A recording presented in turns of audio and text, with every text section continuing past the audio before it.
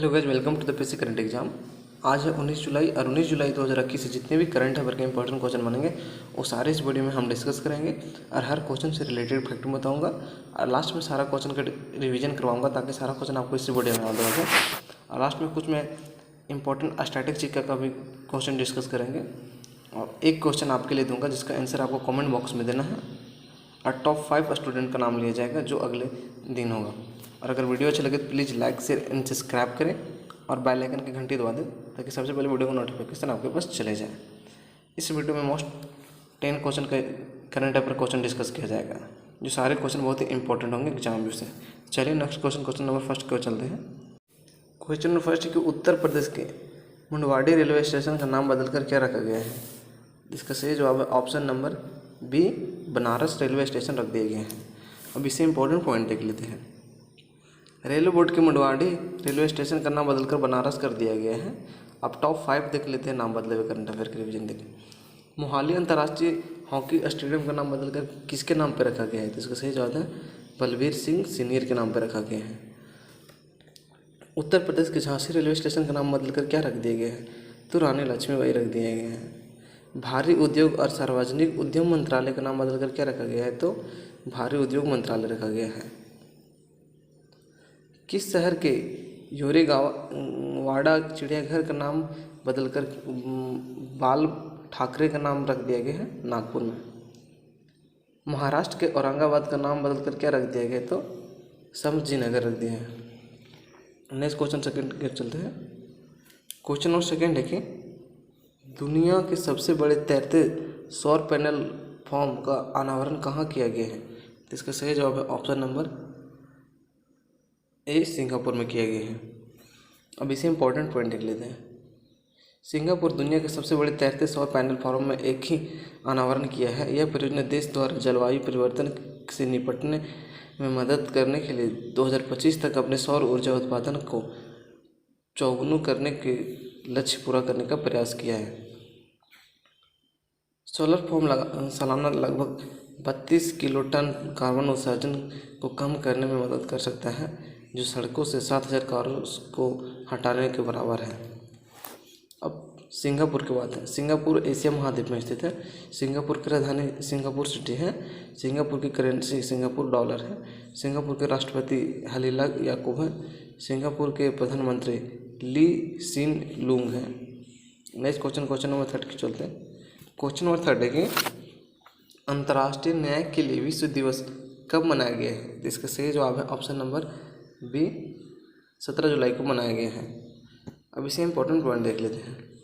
अंतर्राष्ट्रीय न्याय के लिए विश्व दिवस हर 17 जुलाई को अंतर्राष्ट्रीय न्याय और अंतर्राष्ट्रीय अपराध न्यायालय ICC के काम को मजबूत करने के उद्देश्य से मनाया गया था। अंतर्राष्ट्रीय न्याय के लिए विश्व दिवस 2021 का थीम है social justice in the digital economy.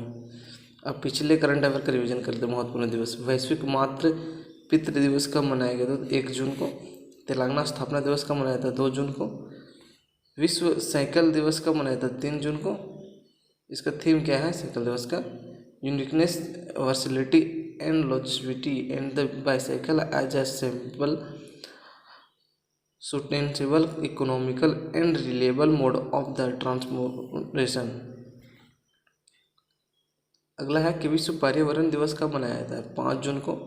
इसका थीम है पारिस्थितिक तंत्र की बहाली। संयुक्त राष्ट्र रूसी भाषा दिवस कब मनाया जाता है, 6 जून को मनाया जाता है।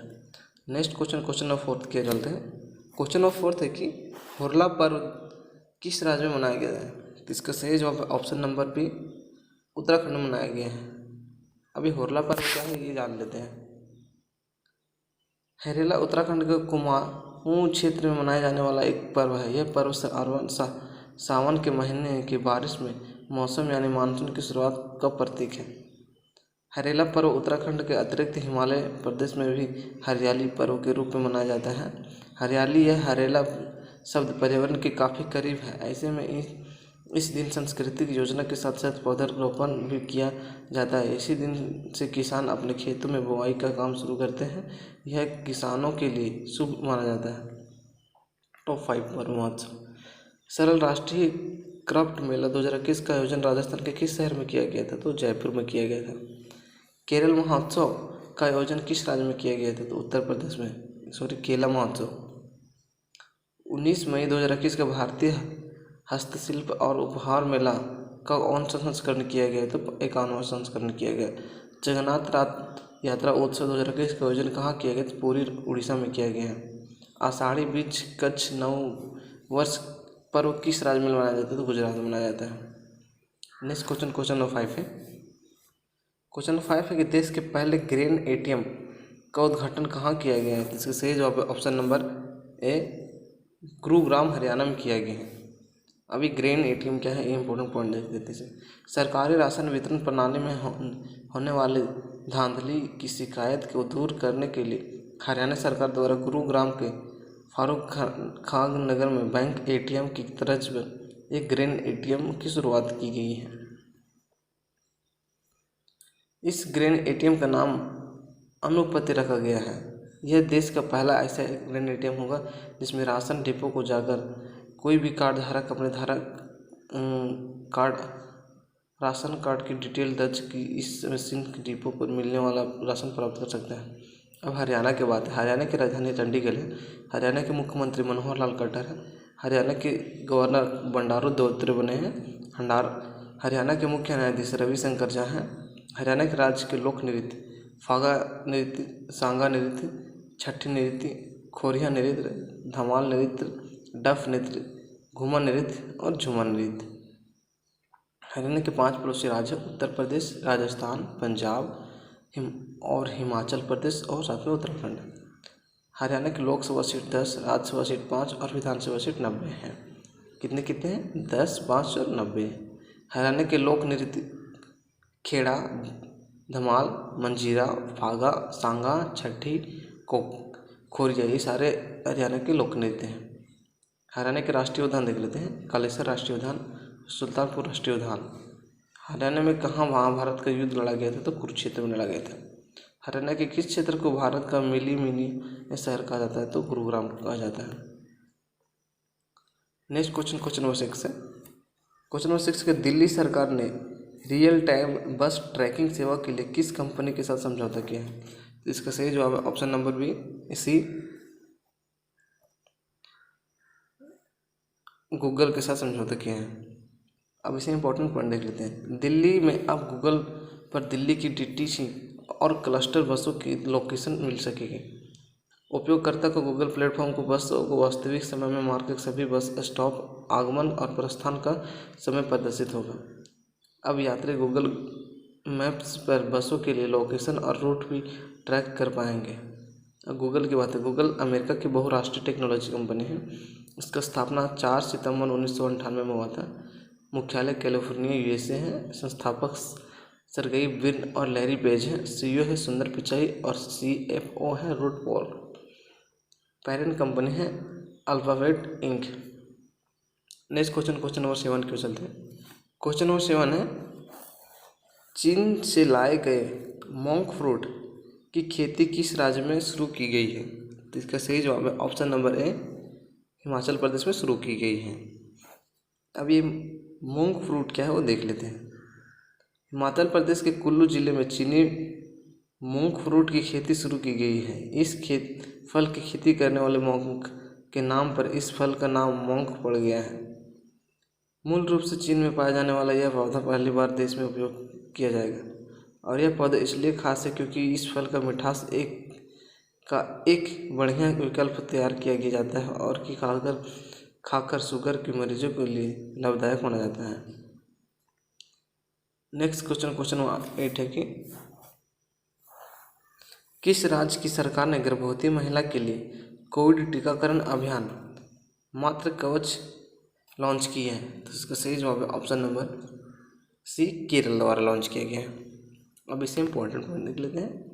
कोविड-19 संक्रमण के खिलाफ राज्य की सभी गर्भवती महिला को टीकाकरण करने हेतु केरल सरकार के अभियान मातृ कवच का हाल ही में जिला स्तर पर उद्घाटन किया गया है।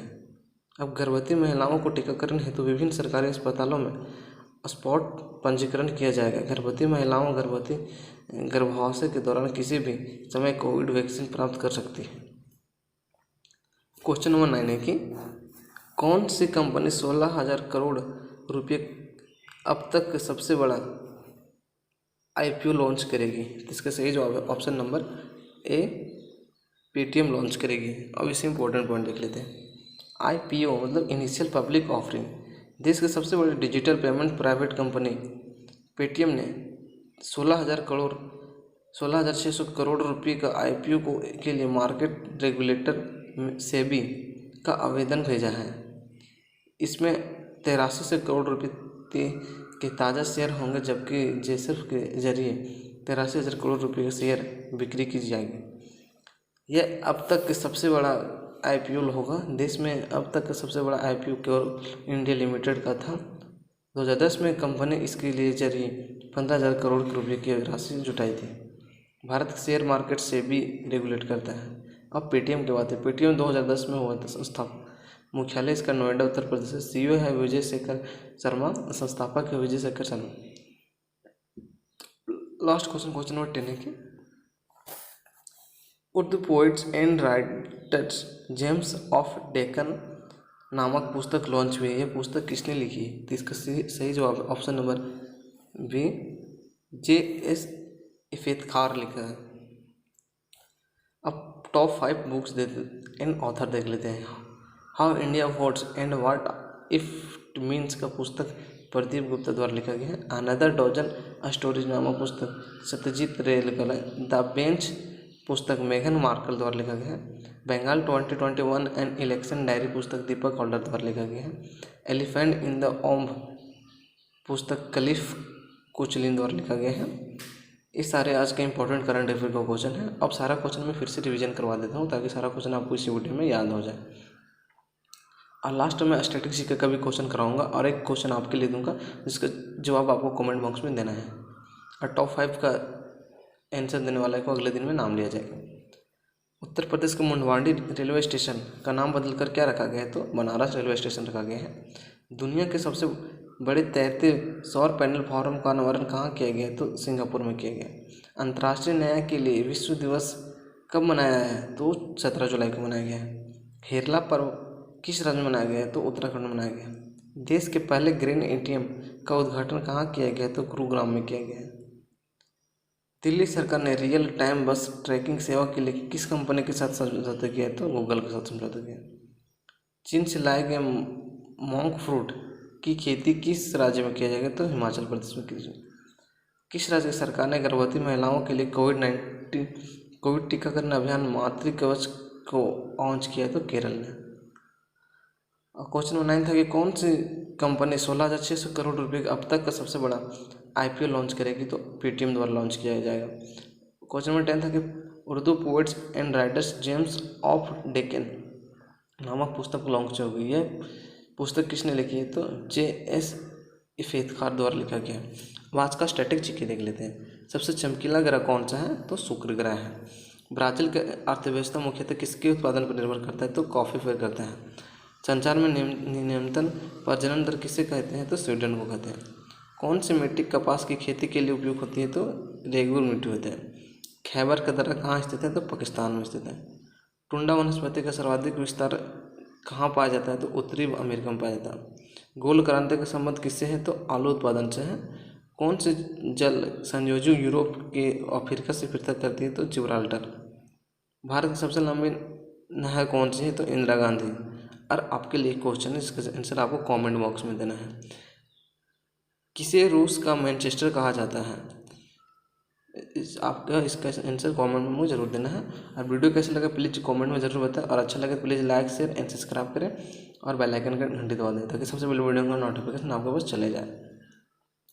Thanks for watching video. चलिए